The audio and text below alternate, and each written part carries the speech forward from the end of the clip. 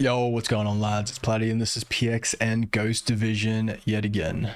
So last night, I was getting a little bit bullish with this chart and how it was looking, and I woke up this morning and the Americans did not capitulate on us, which was great.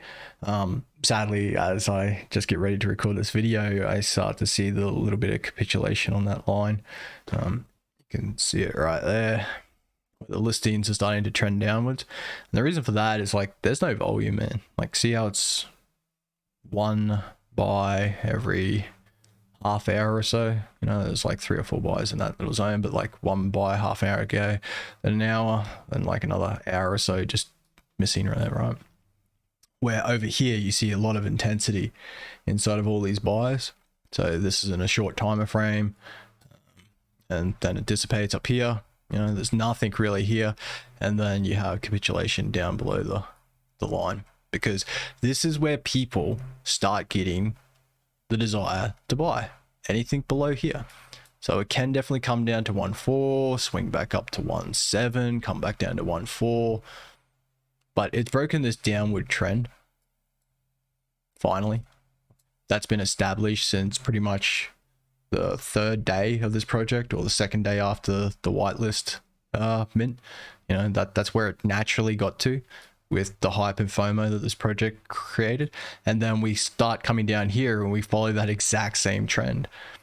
And this is just the trend of the goblins getting shaken down, and it's following the same trend line because the people, right, who are buying down here are literally just following this trend. Like, they think that because it was up here that this is a good deal, and they buy, and then they keep it in the trend line. It's you think it's magic. It's not, right? It's just that this is human emotion being plotted on a chart. Anyway, so I think we found floor, right? And I think over the next couple of days that we will find that this will solidify. And with that new information, with it breaking out of this downward channel that I saw, with it coming down below the 1.5 but not really coming down to 1, you have this one dude out here that's saying that thing, you have this dude down here doing fat finger tax evasion, but pretty much this chart is now showing me that we're going to sit in this range.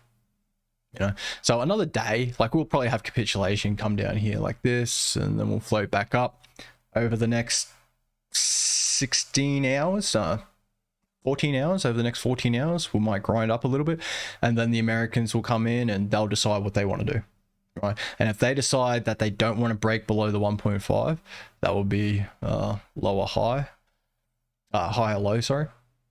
And we might see a gentle uptrend into the 2 ETH range. And the 2 ETH range is going to be heavy resistance, because you're going to have Dutch auction people that want to sell, because now they're losing less money if they sell at this point instead of this point. So as it goes up, resistance builds. As it goes up,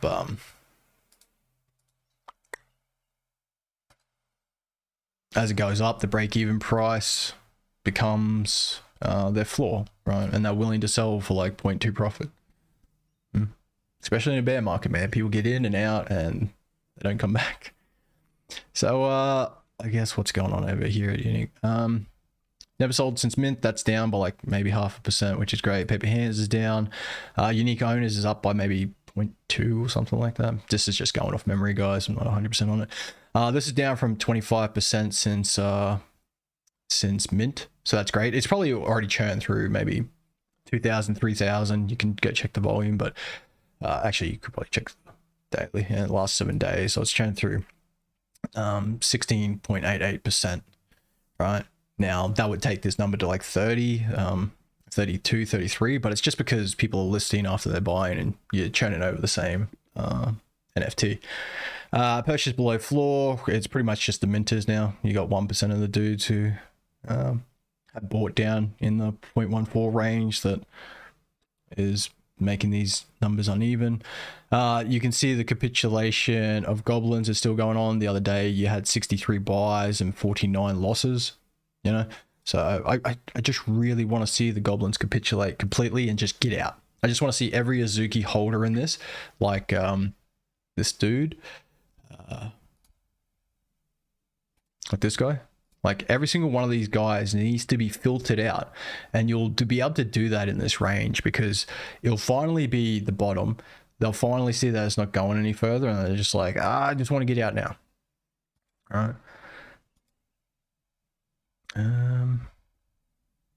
Yeah, that's pretty much it, guys. Like, I think it's done. Like, I don't think I'll be making another video about PXN anytime soon, until like there's a absolute trend reversal and we start gaining ground or something like that. But I think what I've been talking about for the past 5 days has finally come to fruition. And with that coming to fruition, that means that everything on this chart is now invalidated. Right? The only thing that's kind of still valid is this resistance band that I think we're going to hit into. But because the data has changed on the chart, and because TA is not the be-all end-all of anything, you just simply use the TA to find the trend. And then once that trend is broken, you have to change everything about this project. You have to think completely different because the data has changed. Right? You have to be able to stay fluid in that stuff. So basically what's going to happen is this is going to float around here. Right? Now it might come down and then go all the way up and then come back down again and go all the way back up like that and just oscillate through this line for a while until all the blood has been shaken out from Goblin City. Like, that dude bought here, way up there, and he's selling down here. He's lost like $12,000. You know, I'm pretty sure ETH was $3,000 somewhere up here, wasn't it? Nah, maybe not. Maybe I'm daydream. I don't really care about it. Anyway, so the capitulation's definitely happening. Yeah, it's coming in stronger now. We can go back over to PXN on block probe. And there's probably another. Actually, no, it was just a 7-minute one that happened when I started recording the video. But that's him there. So he's making it come down below it. So, yeah. But that said, right, the data changed. It's showing me that this price range is now probably going to be its floor. Right, so that means I have to change my entry if I want to catch this floor. Now, I don't know if I want to catch it or not. We'll see what happens with my finances and stuff. But if you're so tied and you just, this has to happen, you don't understand TA. I don't understand TA, and I already know TA's bullshit. Right? Because TA only works in a vacuum. If there's no other narrative control going on, then TA will generally show you the sign of downward trend, right? And you can see like it just obeyed these lines for a while, but then something broke and it changed. And the mentality of the group of the people who were watching this said, no, we're going like this. The common man said this. You know, there's no whales in here exploiting the common man. This is just the common man's value that they set for this collection. And after all these guys are now in the collection and they create this strong floor here, everyone else who comes in behind them has to buy in up here because they won't sell, and then the price goes up, right? And that's all I've been waiting for. I've just been waiting for this confirmation of floor. You know, if this just goes through this range, then it's time to move here. Don't be a zealot about this information that you're seeing here, because it's all bullshit.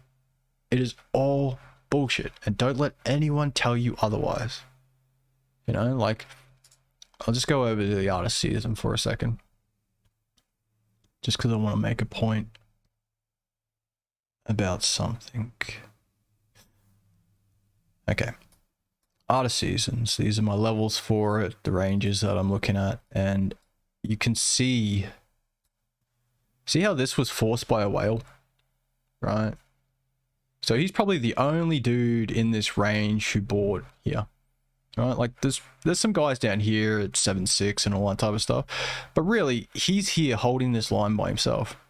So is it a strong line? Yeah, it can be. You know, people like the 1 ETH, it is what it is, but it does capitulate down here, man.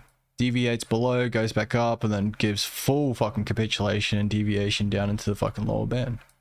right? And then it jumps back up and it sits in that range, and then it jumps back up again.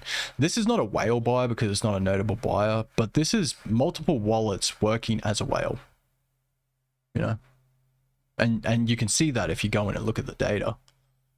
Then you have whales here buying up.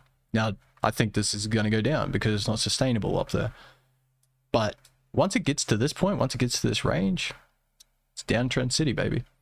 And it's simply just because there's no one else there to back him up, right? He has no friends really at this position. So it's easy to break through this position, right? Because it's just one dude instead of the common man thinking that, oh yeah, this is a great buy on you. So does it happen? Yes. Does it happen for long? No. Yeah. So you have to be aware of this stuff, the potential, the probability of it, and just have a trade in place that you have a plan for, and don't be emotional about it. Don't freak out. And that's what all these charts do, is they help me from freaking out, because instead of being blind, I actually can see what is going on. So hope that helped, and probably not going to see a PXN video for a while, maybe in a couple of days, where there's a trend that I can show you guys or something new, because I've talked about this to death, right? And at least we're coming out of it now. So I'm bullish on PXN, boys. Bullish.